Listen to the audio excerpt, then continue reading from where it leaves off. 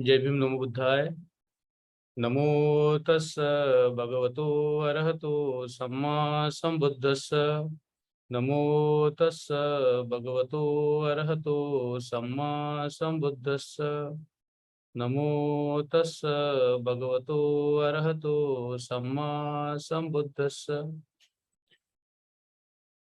So today we will be continuing our discussion on what is called the part 2 of the book 4.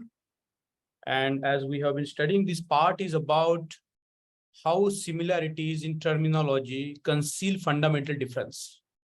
So we have seen that the words like rebirth or karma, they share the linguistic origin, a linguistic sort of a landscape with Brahmanism or other sort of the religions at the time. But the Buddha had a very unique understanding of that based on his experience beneath the Bodhi tree.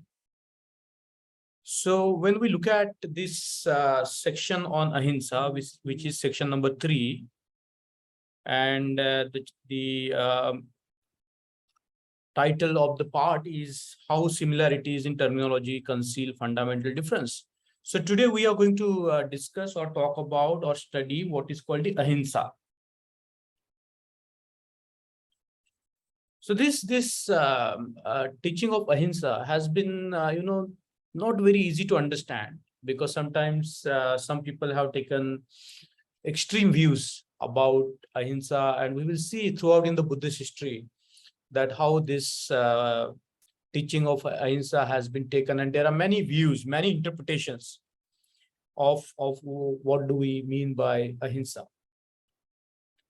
So the section 3, the subsection 1 is titled as the different ways in which it was interpreted and followed.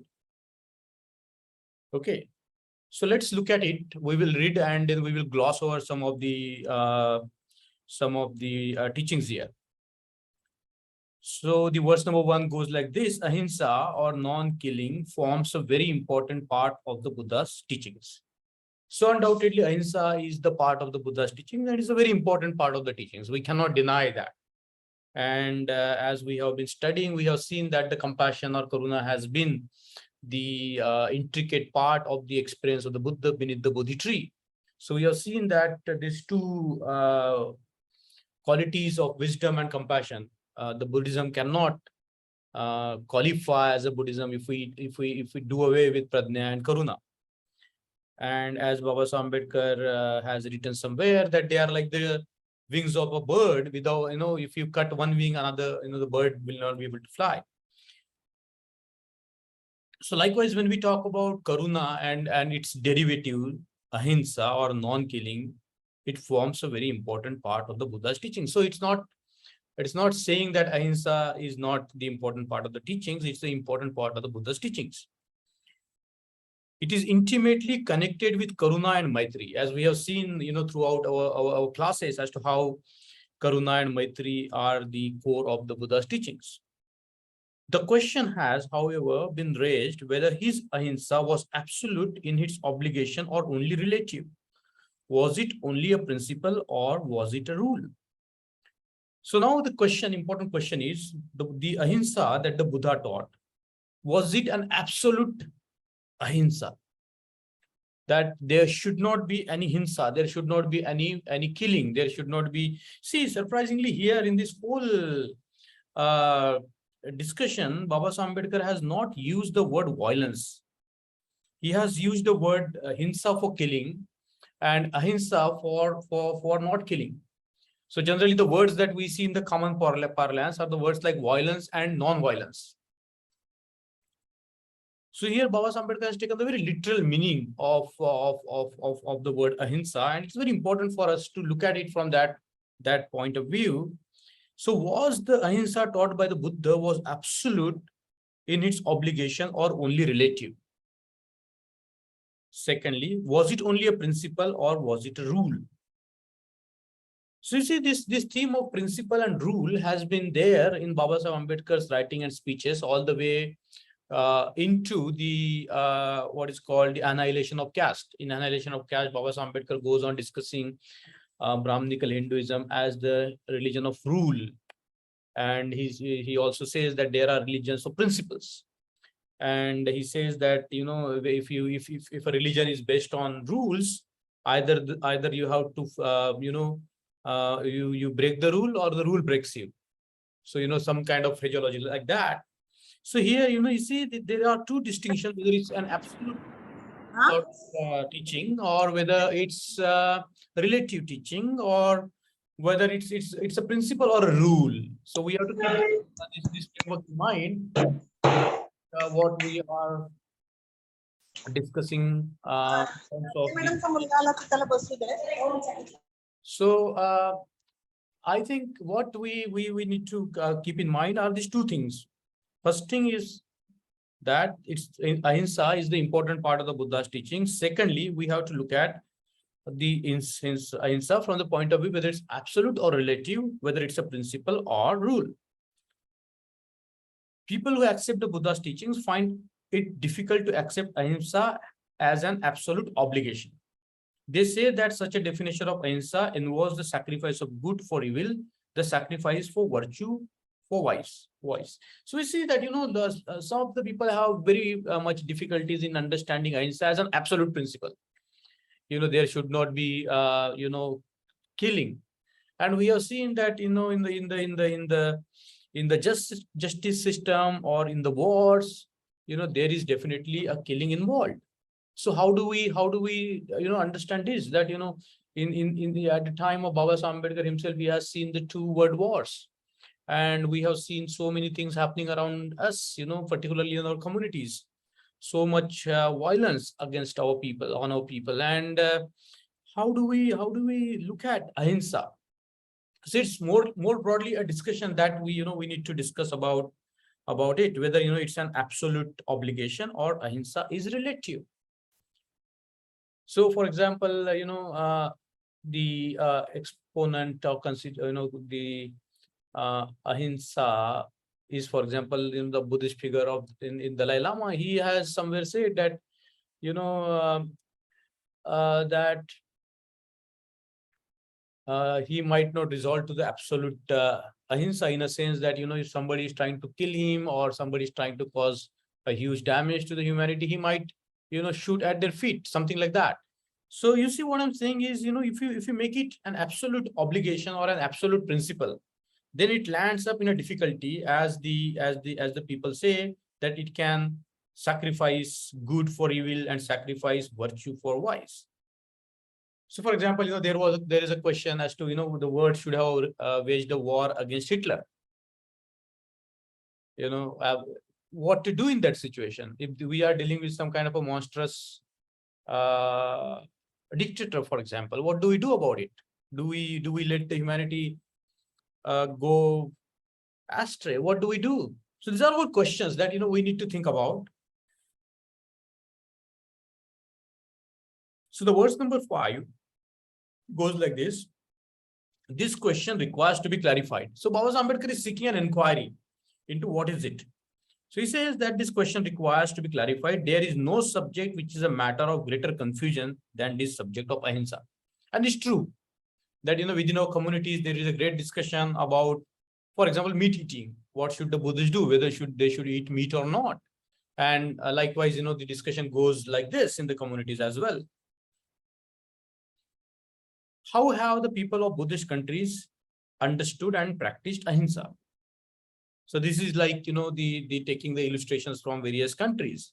The monks of Ceylon fought against and asked the people of Ceylon to fight against the foreign invaders. So that was the position of the monks in Ceylon, Sri Lanka.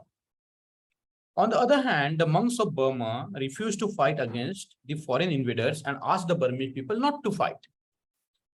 So the attitude of the Burmese people was very different. They refused to fight against the foreign invaders and asked the Burmese people not to fight. The verse number 10 goes like this: the Burmese people ate eggs but not fish. This is how Ahimsa is understood and followed. So there is also a confusion between the various Buddhist countries as to what do they do about this. How do they understand Ahimsa? Recently, the German Buddhist Association passed a resolution by which they accepted all the Panchashilas except the first, which deals with Ahimsa. So there was a big controversy there in the Buddhist world when the Germans refused to accept the first precept, Panati Pata Veramani, and they said that we will accept the rest of the 4 precepts. So this is the position about the doctrine of Ahimsa. See, like the way Baba Ambedkar goes on clarifying the things. First of all, he will clarify the entire ground for us, and then he will try to launch his inquiry deeper and further. So this is what is happening here in the section, in the subsection 2, which is titled as True Meaning of Ahimsa. We are going to look at the Buddhist perspective on Ahimsa. What does it mean? How does the Buddha teach the Ahimsa? How did the Buddha look at Ahimsa? So true meaning of Ahimsa, verse number 1, what does Ahimsa mean? The Buddha has nowhere given any definition of Ahimsa. In fact, he has very seldom, if at all, referred to the subject in specific terms. So in the Pali text or in the Buddhist text, as Baba Ambedkar says in verse number 2, the Buddha has nowhere given any definition of Ahimsa. In fact, he was very seldom, if at all, referred to the subject in specific terms. So Buddha has not referred to Ahimsa in specific terms. One has therefore to spell out his intention from circumstantial evidence. So from the evidences there are scattered all over in the Buddhist text, we have to spell out his intention in this particular area.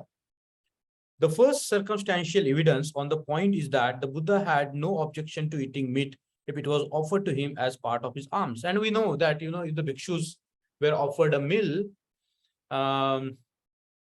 they could take it. But there were conditions that it was the animal was not killed specifically for them. It just came by the way of alms. And it's that, they didn't demand the meat. So there are conditions as to, what kind of the meat is prohibited to the monks and what kind of meat is permitted to the monks.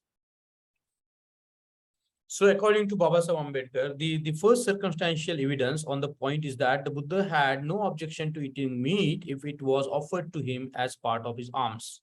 The monk can eat meat offered to him provided he was not a party to the killing of it. Now verse number 6 is very interesting, because in the Buddhist history there was this the cousin of Buddha was named Devadatta.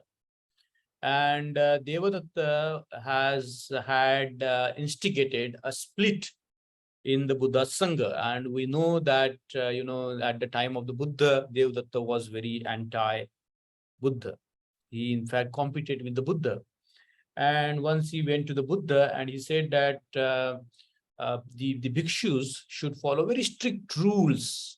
They should not live in any homes, any arama or vihara. They should only live under the tree. They should wear only the pansukul chivar, which means the cloth made up of the thrown rags. Then he was also very much insisting on every monk becoming a vegetarian. So he was strictly, he was going to another extreme, and the Buddha has not liked it, and that was how the Devadatta broke away from it and adhere to the very strict sort of practices. So in verse number 6, he resisted the opposition of Devadatta, who insisted that the monks should be prohibited from eating meat given to them by way of alms. And we know that, Devadatta was very popular, even his Sangha was alive for a long time. But Devadatta has a very strict sort of the criteria for the bhikshus. We went to another extremity. The next piece of evidence on the point is that he was only opposed to the killing of animals in yajna sacrifice. This he has himself said. So there are sutras that we have seen, and we have seen in the past classes as to how Buddha resisted or opposed the animal sacrifices. He said no to it. He said no to cow sacrifice. He said no to animal sacrifices. And there are a few suttas in Pali text which shows as to how the Buddha was opposed to the animal sacrifices.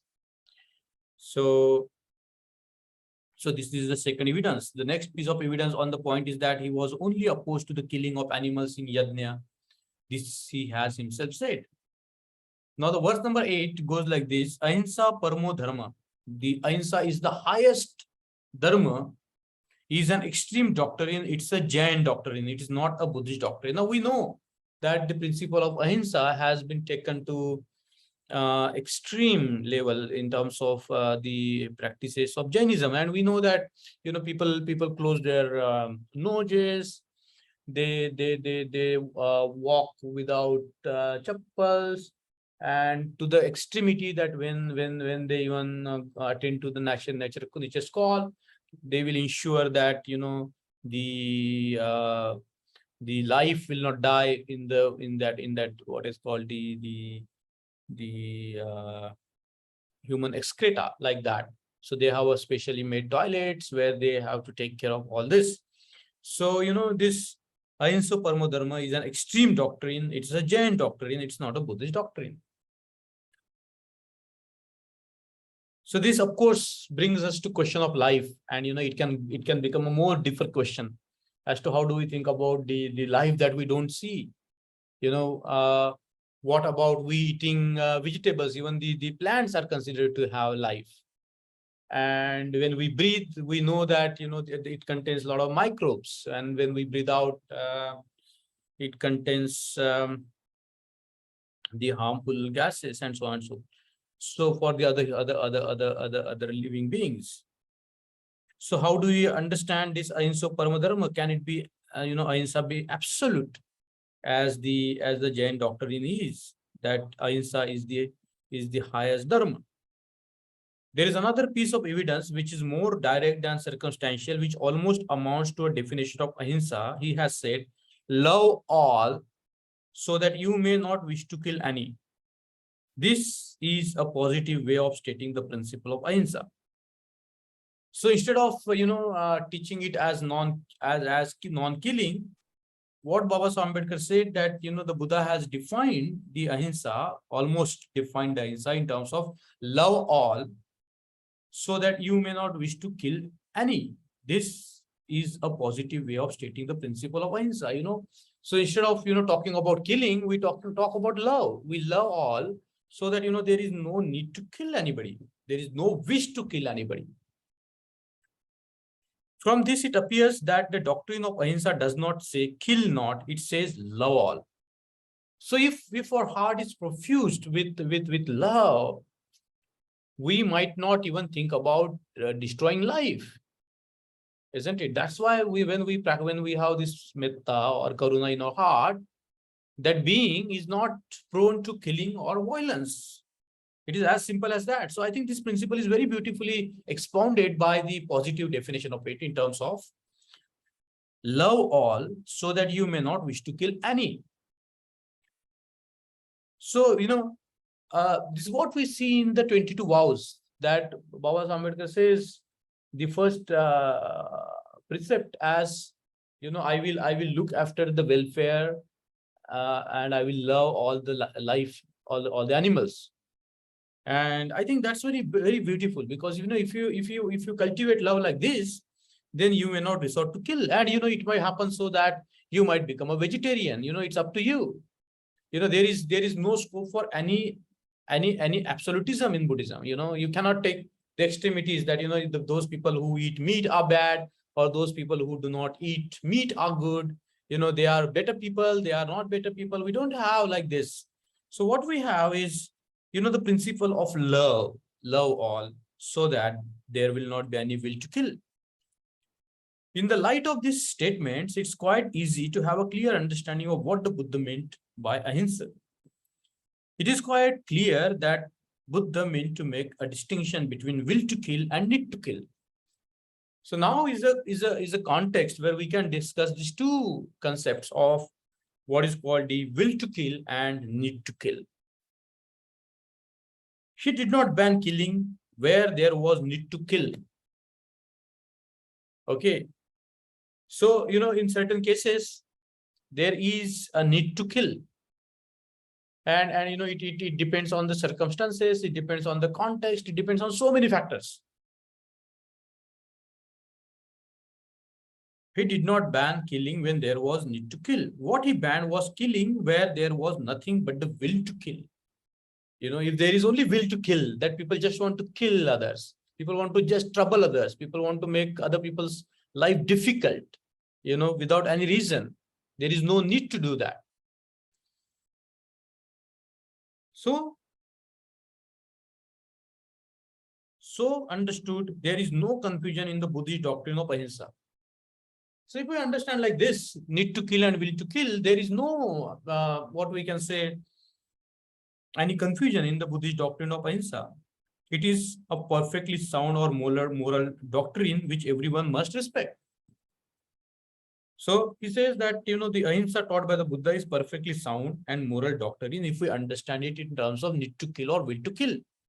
And we take it as a relative value, not as an absolute value. And we understand it as a principle and not as a rule.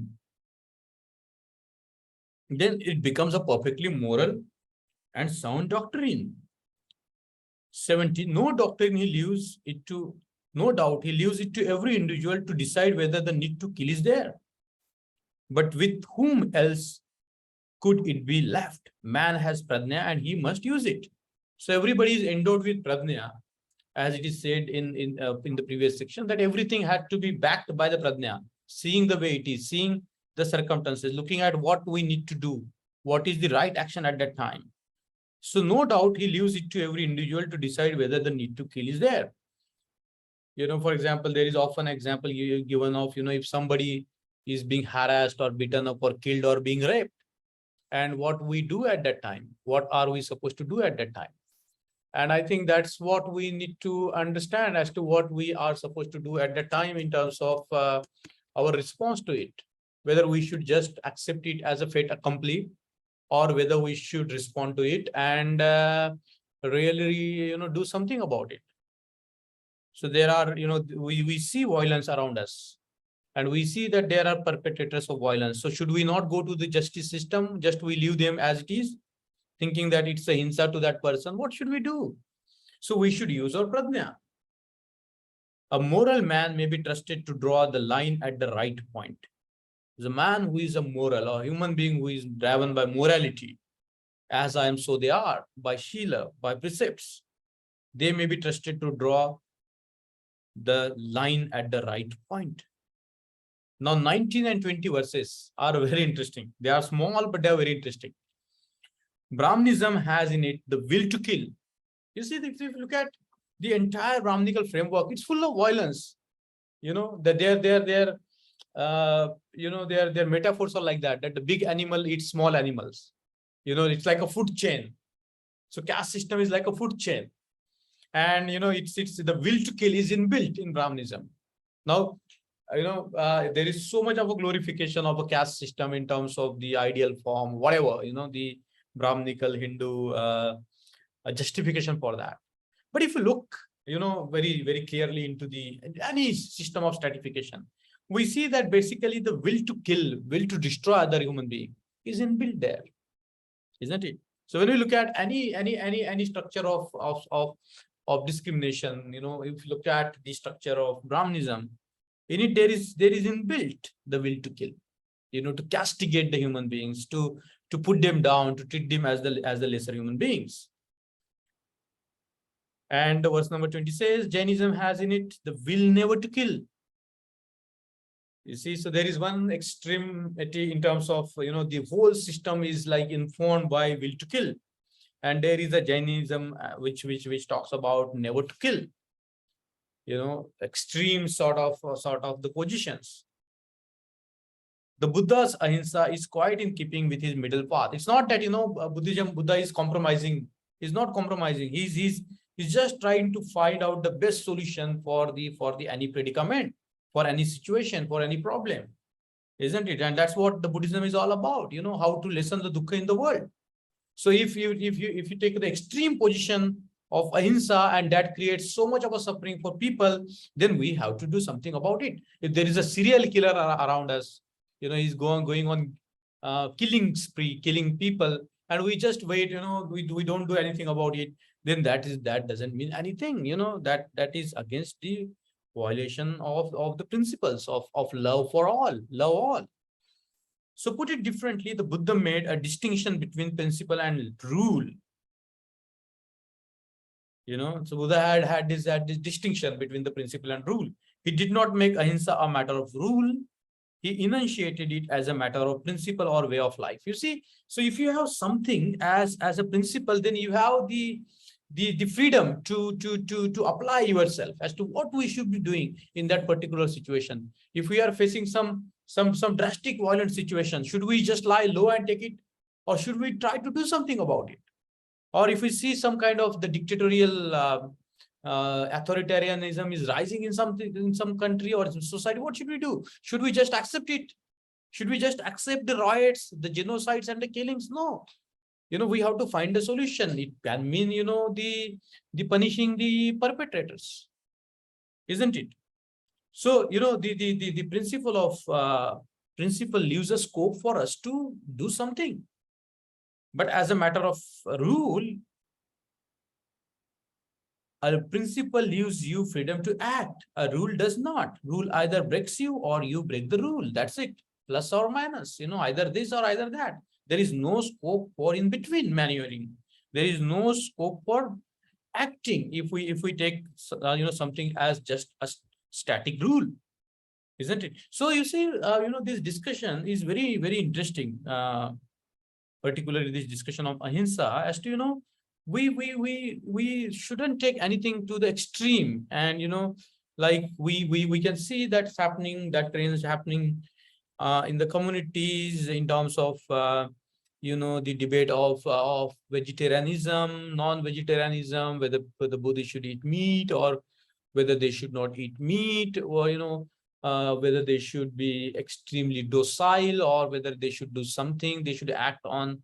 See, these all existential things, these problems that we face in our communities in terms of the atrocities, in terms of the rapes, in terms of so many negative things are happening around us. So what should we do? Isn't it? So interestingly, there is a discussion on what Baba Ambedkar calls force, that we have to channelize the force. So force doesn't mean that we have to be violent. We don't have to bring violence in our thought process at all, isn't it? We don't have to think in the violent terms. We have to think in terms of how we can resolve the situation, how we can create a better situation for all the human beings. And by the way of that process, if we see that some people are better to be put in the jail, is okay. It's not that if they are miscreants, if they are violent people, if they are trying to create nuisance in the society, what do we do? That's why Baba Ambedkar said that we need Dharma, we need Dhamma. At the same time, we need the magistrate, because all people are not going to follow the Dharma. There will be some people who will be going against it. There will be some people who will be going against the principle of equality. There will be some people who will be going against the principle of liberty. There will be some people who will be going against the principle of fraternity and justice itself. They might be very tyrant. They might be causing a lot of problems in the communities, in the societies. What do? We have to channelize certain force, which doesn't mean that we have to be violent. There are many ways by which we can create the forces. So I think, this is a very interesting and important section, and I will take a pause here and open up the class for any comments and any discussion you might like to have.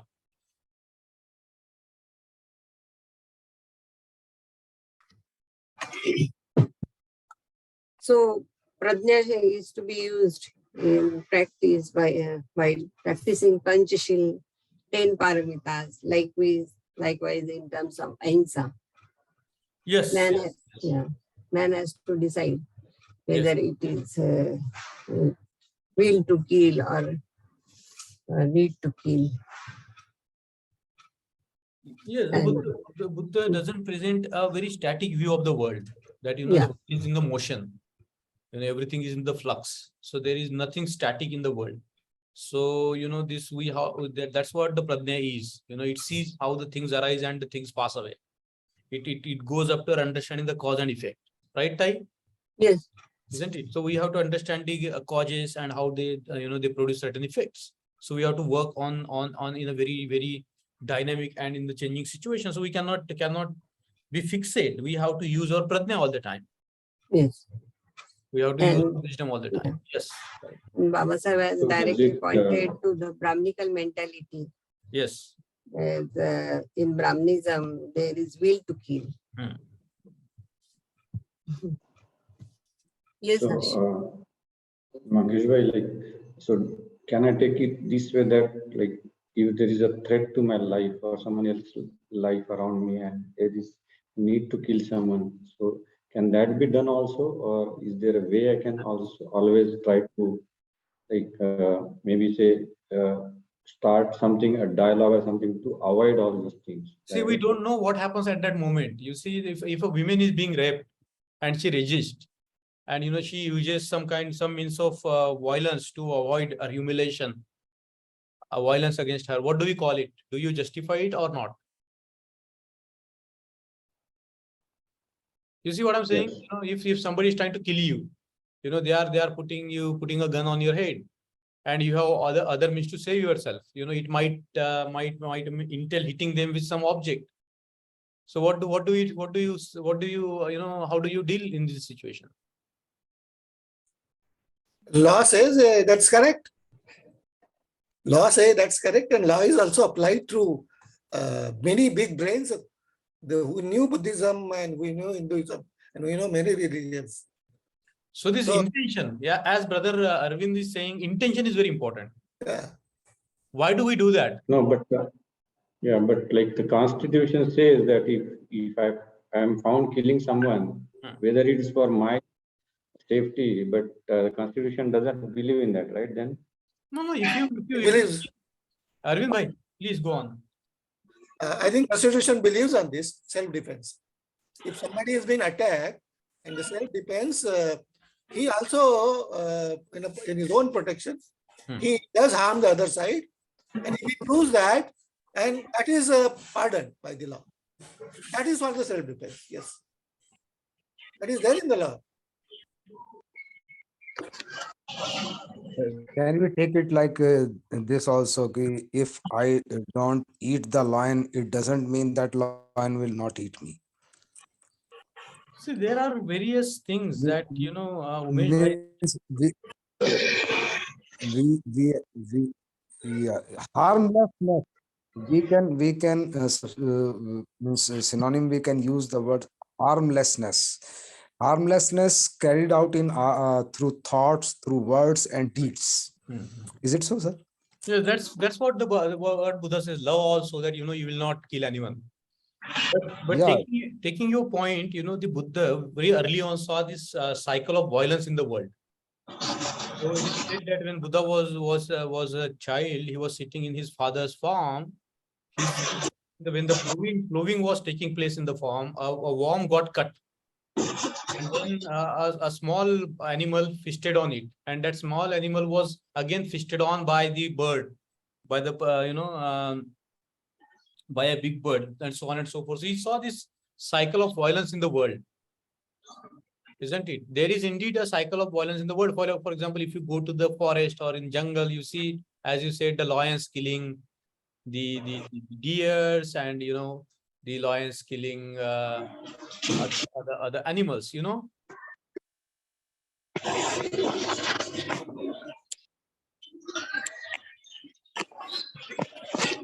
In India also, in India also, the great transformation has happened in our history, and that transform has been brought up by our great Emperor Ashoka. After the Kalinga, Ahimsa was adopted in larger context, from battlefield to the turning it towards the Ahinsatmak world. The Buddhism, spreading of Buddhism from there. Why go that far, Umesh, when we have an example of our own movement of Baba Sahib Ambedkar? Yeah, See, it's very relevant, and means it's very huge. and you see that time there was a Russian revolution of 1917, bloody revolution. So many people, millions of them got killed. Yes. Russian revolution, the American revolution. You look at all the revolutions all around the world, they were bloody revolutions. The Chinese revolution, bloody revolution. So if you look at the Indian revolution that has been launched by Baba Saheb Ambedkar, not as for the fight of equality, Baba Saheb Ambedkar never resorted to any violence, Yeah, that was the beauty. isn't it? He never advocated the violence. In the rare circumstances when the community was pushed against the wall, he said that we have to resist. We have to resist by our blood. But he never encouraged his movement to become violent. And I think the principles laid down in this Buddha and his Dhamma has been fully followed with wholehearted and with all consciousness. Yes. That, if Baba Saheb Ambedkar had violence in his thought process, he would never go to the Buddha. Yeah, He true. never followed the path of the Buddha. And in the history of the world might have not seen that such a revolution of such a bigger magnitude, where millions and millions of people are fighting for their rights and justice and equality. It's not turning into a violent movement. It's something very unique in the history of the world. There is a difference that we were fighting for equality, and they were fighting for superiority. Yes, I think.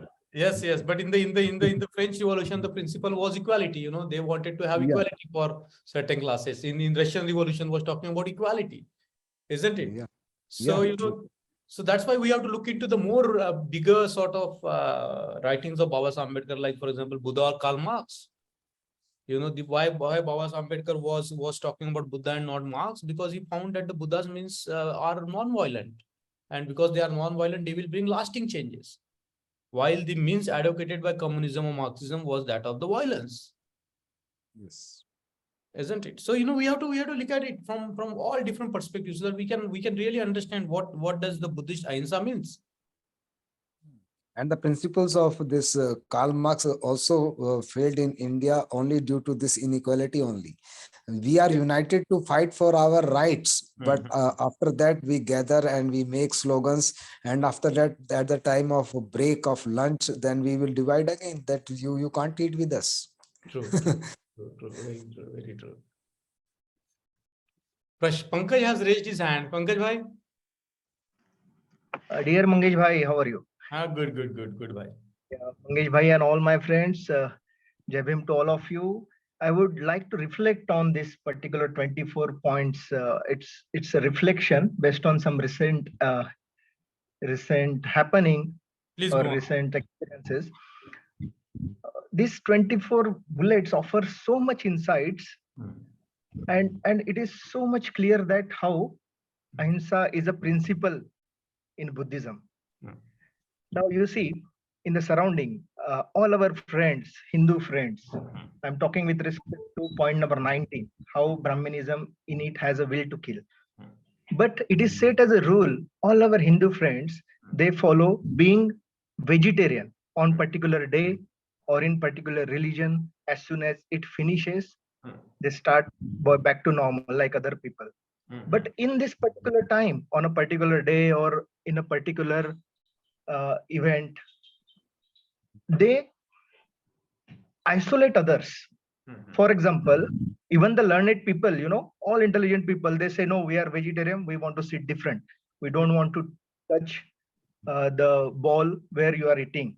They say it openly, oneness under the name of religion. At the same time, they forget that the non-vegetarian is food for other people whom you are sitting one before sharing the one plate. So this reflection is, how to tackle such situation. Thanks, it has offered so much insight to respond in certain situation with Buddhism as a principle it is a principle which leaves you for act with the freedom. even you see these people in particular, they will force only on the Indians. Hmm. For example, I am in a Islamic country. Hmm. Their non-veg is regular food. It's Hmm. food for everyone. Hmm. Hmm. They will sit with these people. That time they will not resist. Hmm. They may share, but once it comes to Indian around, Hmm. they will force these rules to them. No, you have to sit separately. This how to put this argument before is what this chapter is offering to me. Right. And I'm really, I'm very much happy to be part of this class. It has offered me a lot of things today. Hmm. This is just a reflection, Mangesh bhai. Thank you. No, very Thank you, good, everyone. good reflection. Nitin? Jai Bhim, Mangesh bhai, Jai Bhim, everybody. Jai Hind. So I have a reflection on these 2 points. Actually, it's a reflection and a question also. Please.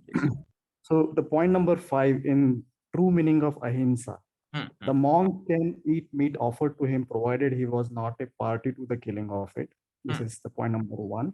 Hmm. And the point number 7, the Hmm. next piece of evidence on the point is that he was only opposed to the killing of animals in yajna, Hmm. sacrifice. This he has himself said. Hmm. So if we take into our current scenario, the Hmm. current context. Hmm. So in the earlier days, the yajna was kind of a social event. Yes. It was kind of a social event with some specific purpose, like to get some kind of offering from the god or whatever. Yes. And in that scenario, an animal was sacrificed, and once the yajna is over, this was feasted by the people who are part of who participated in that yajna. Hmm. Right, so it is an animal which is killed and then being eaten by the people who are part of that yajna. Right. Now, if we look into today's context, which is, so there are still several rituals in the remote areas or in villages where people follow it, that they sacrifice an animal and then they feast on it based on some puja. So that is one context, which is a religious, which is more of a religious ritual. And in a social ritual, if we consider, say, for example, a marriage, Right. For example, a marriage, for example, a party, right? I mean, it is a bigger party where there are diverse food choices of different individuals. So where again, an animal is being killed and being feasted upon. So how do we make these 2 points in today's context, and how do we apply the principle of Ahimsa, that what was denied as part of sacrifice in a yajna in the earlier days is now probably say acceptable in a ritual which is like a social gathering. Right. This is not an easy question, Nitin. Yeah. See, I was thinking about it, that how do we apply these principles today? Yeah. You see, the killing of any animals for food or for anything involves a question of taking life, right? Yeah. So it's a marriage or sacrifice, a sacrifice or whatever. And I think we have to understand that the food industry, the way it is today, in terms of the production of chicken, for example, it has become like a mass production. It has become an industry, right? It is more of a manufacturing now instead of a natural growth of the animal. Right. The meat industry. If you see that the thousands of cows and the goats are killed, butchered, like it was never before that everything is mechanized, right? And in the human history, the human beings, of course, hunted, but they also were the scavengers, right? So whatever food they will take, there are a lot of plus and plus and minuses to both the sides. As to some people say, talk about nutrition, some people talk about protein intake, and so on and so forth.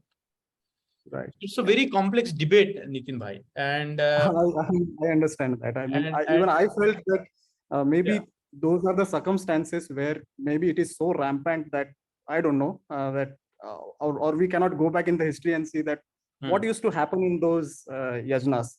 But if we look at in the current context, it is still happening, but in a different form.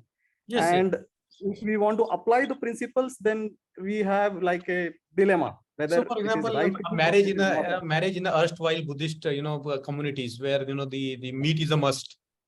Yeah, that is the end of the marriage, right? I mean, when you serve the meat, Marriage, and what do you do in that situation? Because all your even if you are not eating, all your relatives would like to eat whatever. You see, we have to use it in a way. You have to think through it as to how we should respond to that, because very difficult question. What do we do? You see, there is an evidence, there is an incident at the time of when Baba Saheb Ambedkar was in Bombay, and there were a lot of poor boys who were studying, boys and girls who were studying in Bombay, away from their homes.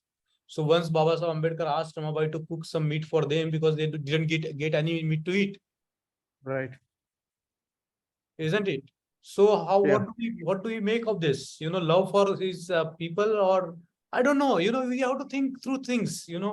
But of course, as a matter of love for all, we cannot see the rampant killings of the animals also. The way the whole food industry has become mechanized and away from the human beings, we are becoming insensitive to the pains of the animals, isn't it? So, for example, if somebody goes to what is called the where the animals are killed, you cannot bear the sight. Thousands of the way slaughterhouses. You go there, it's such a very painful situation there is.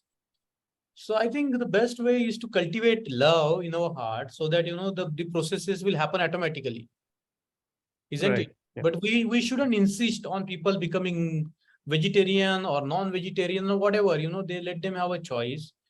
But in our hearts, we cultivate enough love. We cultivate our love so much that what we do is is informed by that vision and informed by that love inside us. That probably points to some direction because if I look at it in a way that right now today we have a diverse culture of different food habits among individuals and among communities. And in those days also, it probably would have been the same, that there are different diverse food habits between various communities.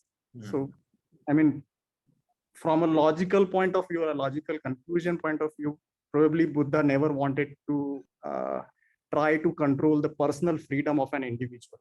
What do you want to eat? What do you want to wear? Which language do you want to speak?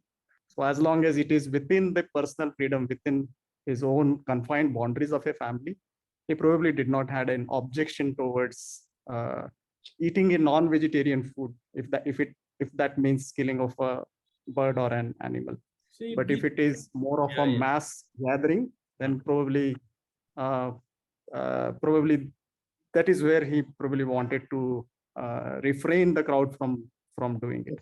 And you see, Nitin, this is a wonderful point to reflect on. And you see also in Indian context, the way the riots takes place over the issue of beef or the war or the issue of pork, because the pork is prohibited in Islam.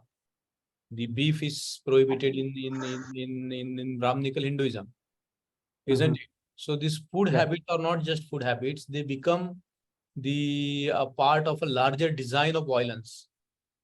Yeah. Isn't it? So we have to be very wary. We cannot discriminate people based on the food they eat. Right. Yeah.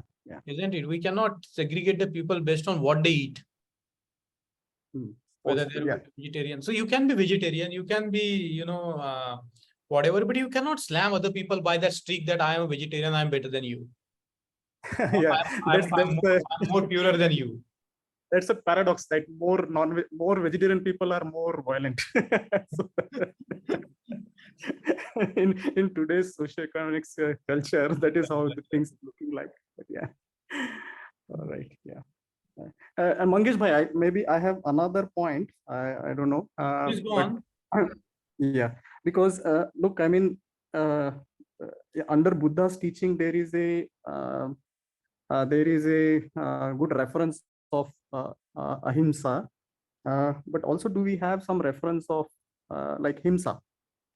In what scenarios, in what situations, whether it is personal, it is family, it is social, or on a country level or a territorial level. I think Do that's we why have any reference of Buddha's that's why teachings? we have to think about this what is called the use of force in Buddhism. Like for example, how the Noble Eightfold Path is activated in the world. That how do we act in the world? On what ground we act in the world? With what intention we act in the world? So there is a long discussion. We might talk about afterwards. Okay. So Sunanda madam.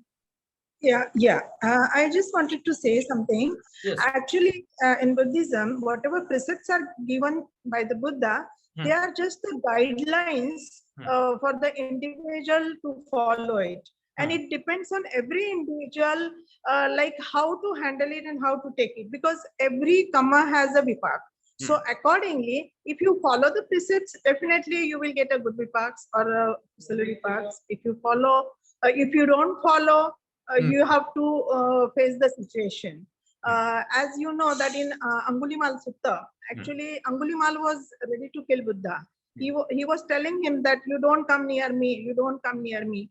And the Buddha says that I'm not coming near you, I have stopped.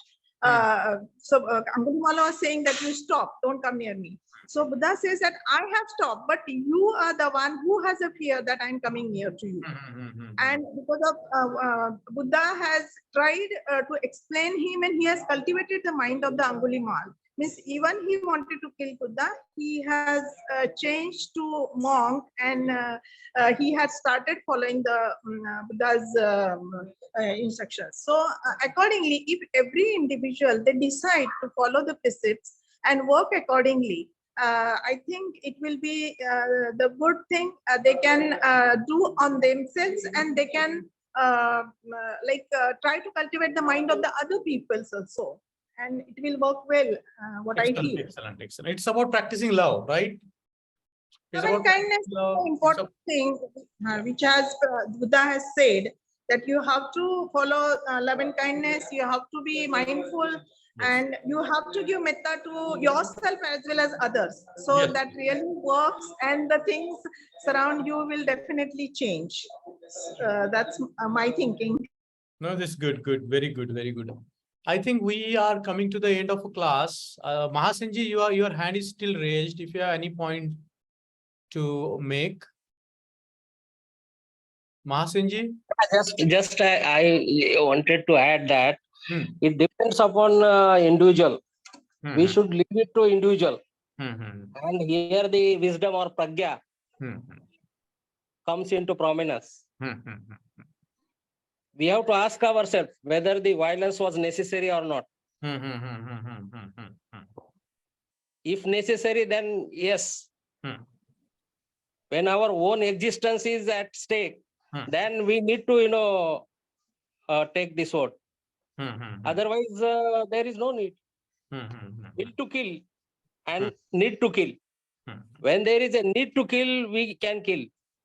But where there is a will only, then it is prohibited.